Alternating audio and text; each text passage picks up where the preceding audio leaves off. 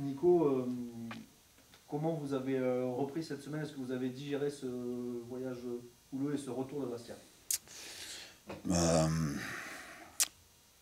Un sentiment d'injustice. Voilà, un sentiment d'injustice. Le sentiment qu'on nous a pris 2 points. Voilà. Donc, effectivement, on en a parlé lundi. Et l'idée, c'est de garder ce sentiment d'injustice au fond de soi et de faire en sorte demain à 20h de rentrer dans les meilleures dispositions pour rééquilibrer les choses de la meilleure des façons. Quoi, voilà, tout simplement. Mais effectivement, la seule chose moi, que je retiens de ce match-là, c'est qu'on a concédé un pénalty qui était plus que contestable et ça nous fait perdre 2 points. Ni plus ni moins. Pour tourner la page, juste peut-être, l'image de suspension pour Benoît Tavenot qui s'en est pris à un de tes joueurs. Comment tu accueilles cette sanction? Moi, j'ai pas de commentaire sur la sanction, en sachant que moi, j'ai eu Benoît Tavenot le lendemain, on a discuté, il a parlé aussi avec Jordi, il a parlé avec certains de nos joueurs après le match.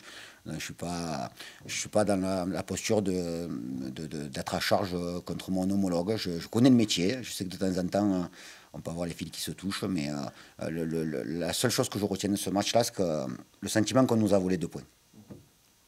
Vous restez invaincu, malgré tout, sur cette série maintenant de 5 matchs. Ça commence à ressembler à quelque chose, pour le dire trivialement. Ouais, faisons en sorte de la continuer, cette série, qu'on puisse vraiment parler de série. Parce que là, on affronte un adversaire, justement, qui est dans une très grosse série, puisque c'est une équipe qui est invaincue, si je ne dis pas de bêtises, depuis le 29 octobre. 9 matchs sans défaite, avec, je ne compte pas la Coupe de France, mais avec 5 victoires, 4 nuls. Donc, effectivement, eux, ils sont dans une très belle série. Faisons en sorte, nous, d'avoir pour ambition de faire une aussi belle série. Ce qui veut dire qu'on doit avoir l'ambition de faire tomber cette équipe demain, qui est une équipe de grande qualité. Une équipe qui confirme un peu la saison dernière aussi. Hein, ils avaient fait une... Très bon début de saison. Là, ils ont été un peu plus dans le dur. Ils ont trouvé un équilibre. Quand on allait jouer au match aller, ils avaient fait un très bon match déjà. Et à partir du match aller, ils ont commencé à prendre leur vitesse de croisière. Ils jouent avec un petit peu le même style que l'an dernier ou ils ont changé? Non, alors le même style, oui, les mêmes principes, puisque le coach il n'a pas bougé, ça fait de nombreuses saisons qu'il est là-bas, avec une organisation similaire à la saison dernière, des joueurs différents, mais toujours le vieux Malik Choukounté. Je dis ça avec beaucoup d'affection pour ce garçon, qui fait une saison brillante. On pourrait comparer sa saison avec celle de Khalid Boutaïb. Est-ce qu'on peut comparer un peu aussi son profil, puisqu'il c'est aussi entre guillemets un vétéran du championnat? Oui, on peut les comparer. Alors, pas forcément sur le plan footballistique, parce qu'il y a quand même des caractéristiques qui sont différentes, mais sur ce qu'ils apportent dans leur groupe, c'est très important. Alors, j'ai eu la chance de travailler aussi avec Malik, et il y a beaucoup de similitudes avec Khalid en ce qui concerne l'encadrement des jeunes, le professionnalisme et l'enthousiasme mis au quotidien. Comment marquer un joueur comme ça quand on est défenseur? C'est difficile, hein? Tu as dû échanger avec... Avec un centro, c'est difficile parce que c'est un garçon qui a un très très bon jeu de corps, qui a un très très bon jeu de tête, qui peut s'enrouler autour des défenseurs. Donc c'est difficile d'être au contact avec lui. Et donc il faut être en capacité aussi de faire des prises à deux, mais aussi d'accepter le duel et de répondre au duel. Tout simplement, comme dans tous les matchs, la notion de duel est capitale. Et quand on est un défenseur central et qu'on a en face Malik Choukounté, avant le match, on est déterminé à gagner des duels, quoi. Voilà, tout simplement. C'est vrai que Laval est en forme, mais pour FC à domicile cette saison, c'est pas mal non plus. Ouais, c'est bien. Non, en faisant en sorte que ça continue, voilà, je vais le dire encore une fois, j'espère qu'on sera en capacité de faire une bonne entame, voilà, qu'on soit de suite, dès le coup de sifflet de l'arbitre, qu'on soit focalisé sur ce qu'on a à faire et d'être vraiment dans l'action, voilà, de mettre du rythme, de répondre à l'intensité. Et oui, c'est la volonté, c'est de continuer à être hermétique et solide. On a testé notre solidité mentale la semaine dernière. Maintenant, on va tester notre solidité sportive face à une très très bonne équipe. Parce que oui, vous êtes meilleure ou co-meilleure défense à domicile du championnat. Ouais. C'est Laval qui est une des meilleures attaques à l'extérieur. Ouais. C'est un test. Oui, c'est un test. Ouais, c'est un test. Alors après, c'est très bien d'être solide à la maison, mais je parle d'équipe solide, je mets la maison et les matchs à l'extérieur, mais effectivement, une équipe qui recherche pas forcément la possession, voilà, qui défend très bien et qui peut être très dangereuse dans sa projection avec des joueurs de talent devant, des pistons qui sont très bons. Voilà, donc on sait que, encore une fois, pour ambitionner un résultat positif demain, il faudra vraiment rien laisser au hasard et être focalisé sur ce que nous, on a envie de faire. Tu parlais des entames, ça fait un petit moment qu'on en parle maintenant. Alors, on connaît l'importance de l'entame des rencontres sur l'aspect sportif, mais est-ce que à domicile, c'est pas encore plus important pour essayer d'emmener le public? Je sais Bien sûr. Que, oui, bien sûr. Oui, complètement. C'est pour ça que c'est toujours mieux d'être dans l'action que dans la réaction. Même quand on est dans la réaction, c'est quand même quelque chose d'intéressant parce que ça veut dire qu'on a la capacité aussi à un moment donné à inverser une situation de jeu ou de score. Mais oui, pour amener notre Noustecamp et amener les gens qui nous soutiennent, autant que les spectateurs qui sont présents au stade voient des garçons qui sont déterminés d'aller de l'avant et de gagner des duels. La notion de duel est très importante. Le dernier match à domicile, c'était contre Dunkerque.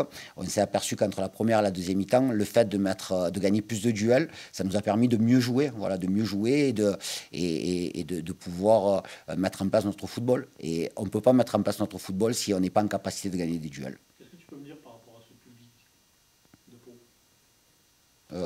J'ai toujours parlé dès la première journée que j'ai faite ici il y a 1 an et demi, le sentiment de vraiment avoir des énergies positives ici.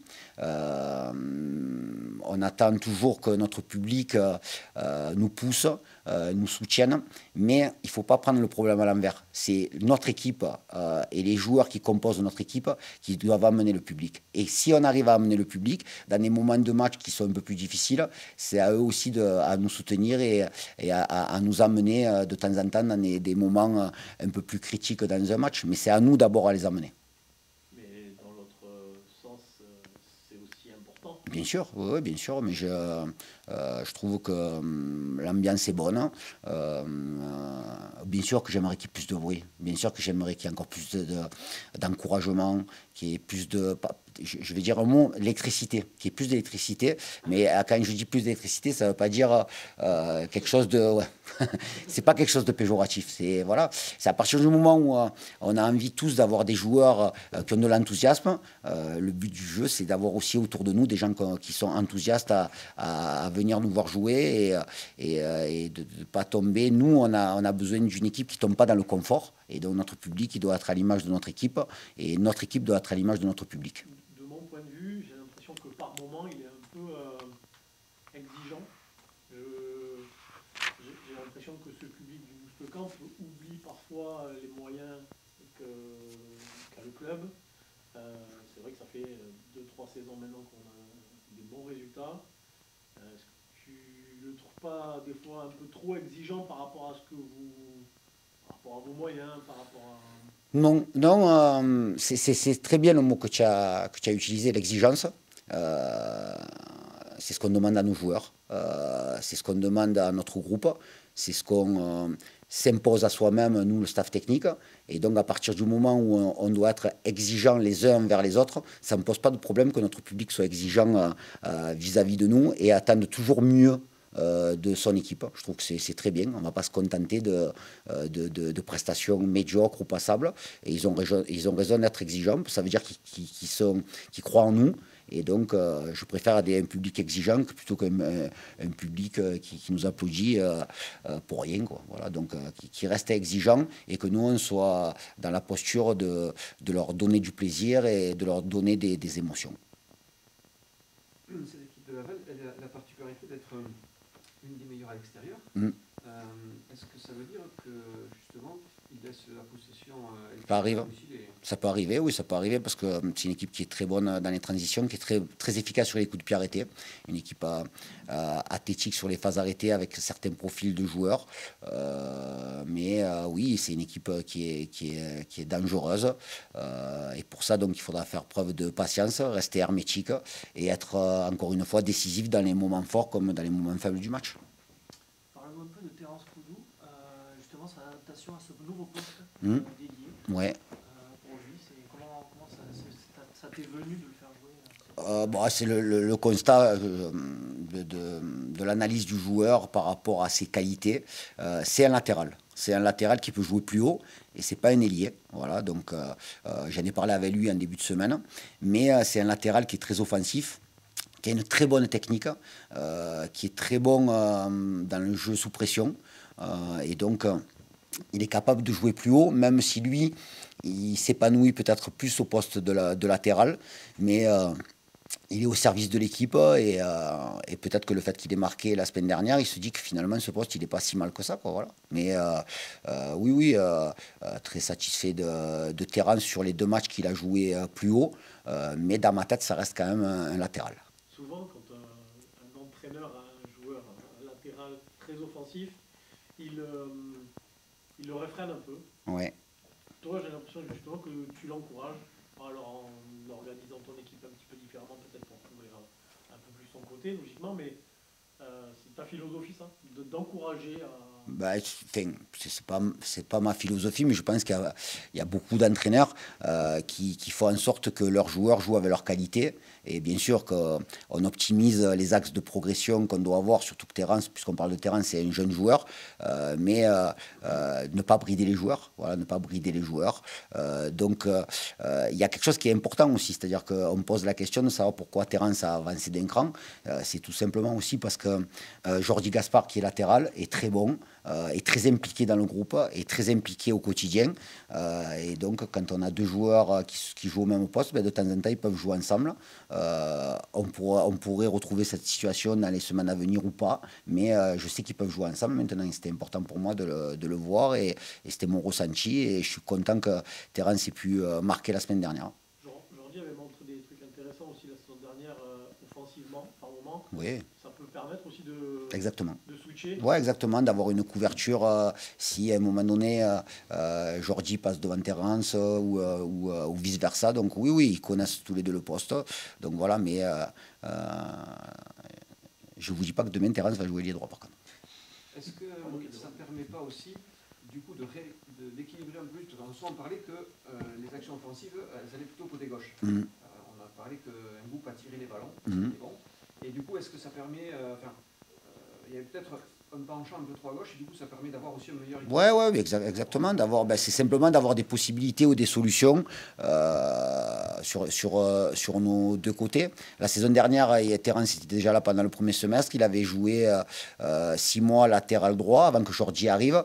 Et il y avait un joueur qui était à l'époque Cécile Almeida, qui avait pour objectif tactique de combler les montées de son latéral. Et Cécile avait pour ordre de rester toujours en équilibre. Là, le fait de jouer où il y a en sentinelle, ça permet aussi de couvrir certaines zones. Ou si on joue à 2, les deux milieux récupérateurs ont l'obligation de couvrir le latéral côté ballon pour justement permettre à nos latéraux de se projeter par rapport à leur profil. Terrance Koudou est plus offensif que Joseph aujourd'hui, Kaloulou.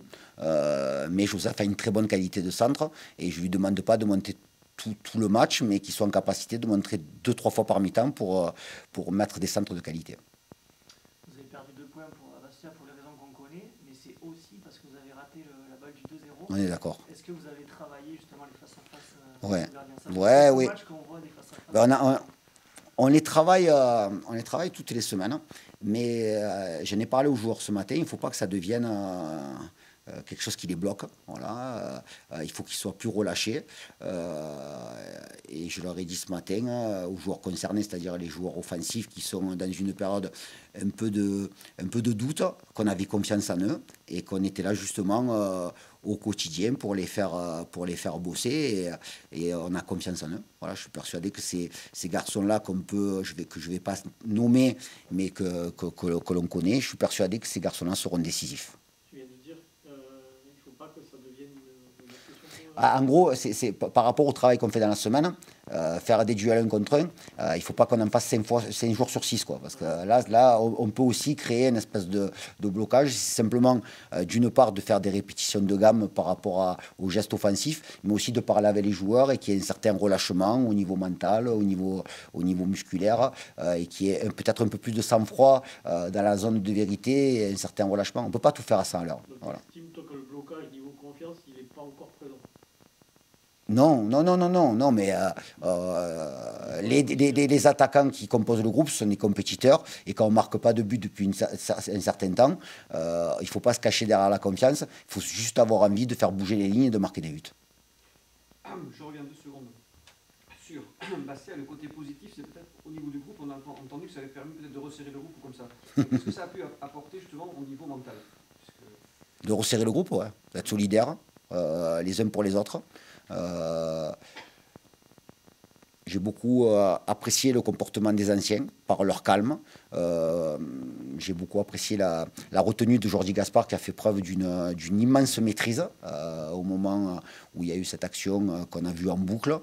Et donc les anciens ont été très bien dans les moments pour calmer les jeunes et puis pour soutenir les jeunes aussi, ils ont été très bien. Aujourd'hui, comment est-ce que tu as vécu samedi dernier l'épisode où tu as été agrippé par le maillot et le traîner sur quelques mètres? Tu as dû être surpris. Ouais, quand même. C'est pas quelque chose qu'on voit et qu'on vit tous les week-ends. Et c'était une situation assez délicate, même. C'était quelque chose d'assez surprenant. Je vous dis ça, j'en manque un peu les mots. Habituellement, je suis quelqu'un qui manque un peu de maîtrise de soi sur le terrain. Je sais que je suis pas vraiment l'exemple à suivre par rapport à ça, mais voilà, sur le coup, j'ai été un peu j'ai été un peu surpris, j'ai été un peu choqué, donc je me suis laissé un peu conduire. Donc ouais, j'ai fait un peu la serpillère. Donc ouais, ça m'a valu un surnom. Et voilà, mais je suis content de ne pas avoir mal réagi. Je suis content d'avoir gardé mon calme et puis, ça aurait pu être quelque chose qui aurait pu être départagé si j'avais réagi, je me serais levé. Et finalement, c'est le coach de Bastia du coup qui en prend pour son grade et faut assumer de ses actes. Donc voilà. Vous avez eu l'occasion de discuter après avec l'entraîneur à l'issue du match? Ouais, à l'issue du match, on a eu l'occasion de discuter quand ça s'est un tout petit peu calmé après la bagarre générale qu'il y a eu dans le tunnel. Il s'est excusé, il a vite reconnu. Franchement, honnêtement, je ne pensais pas parce que on peut tomber sur des personnes qui seraient restées peut-être bornées ou têtues en disant que oui, tu n'avais pas à gagner du temps, etc. Mais non, tout de suite, il m'a dit, j'avais pas à le faire, je suis vraiment désolé. Ce que j'ai fait, c'est inutile et je n'ai pas à le faire, donc j'en assumerai les conséquences. Bon, ça a été très court, mais il a reconnu et puis on s'est quitté. T'as l'impression que tu tournes la page en fait, ouais, en fait, il y a eu tellement de bruit que j'en suis presque fatigué. Ouais, ça y est. Ouais, ça y est. Je veux vraiment plus en parler, c'est derrière et on n'oublie pas, mais voilà, c'est pas de mon ressort. J'ai un match à préparer, je dois être aux entraînements, donc je suis pas là pour faire la une pour ce genre de choses, donc c'est bon, c'est derrière. Est-ce que ça Ouais, non, c'est bon. Ouais, il me plaît pas du tout. Est-ce que ça peut changer quelque chose? Sinon, est-ce que tu en tires des enseignements comme ça, justement par rapport à toi qui est resté calme? Ouais. Tu es peut-être surpris à rester calme. Est-ce que ça a pu t'apporter? Je me suis rendu compte que je pouvais être mature parce que je sais que voilà, mon comportement n'est pas toujours exemplaire sur le terrain. Voilà, je suis toujours le premier à partir et à protéger en général mes collègues. Mais pour le coup, je peux aussi faire preuve de beaucoup plus de maturité. Et j'aimerais bien rester sur cette ligne-là. Est-ce que je vais réussir? Je ne sais pas. Mais voilà, je me suis vu capable de pouvoir le faire. Donc j'espérais devenir ce type de joueur-là. Laval pour étirer une série d'invincibilité qui commence à vous porter quand même. Ouais, clairement. Et on peut se permettre, on peut voir les choses aussi en grand, entre guillemets, parce qu'on est en confiance, ce qu'on fait, c'est cohérent. Aujourd'hui, que ce soit ce qu'on met aux entraînements et même en match, on peut être content de notre contenu. C'est vrai que le coach est toujours dur avec nous, il attend toujours énormément de notre part, mais c'est parce qu'on est capable. Donc on va essayer de sortir avec des points de ce match-là contre Laval et élargir cette série la plus longtemps possible, la garder en tout cas la plus longtemps possible. Sur un point de vue personnel, tu regagnes du temps de jeu ces dernières semaines. J'imagine que ça fait du bien. Ouais, bien sûr. Je connais pas un joueur qui aime être sur le banc. Et c'est vrai que c'est toujours mieux d'être sur le terrain. Donc retrouver les terrains, retrouver cette possibilité de pouvoir apporter une plus-value, un petit plus à l'équipe, ça fait toujours plaisir. Donc on va garder ce mindset-là. Nicolas vient de nous dire que ce temps de jeu, tu as été te le chercher tout au long des semaines, à l'entraînement, en étant bon, très bon.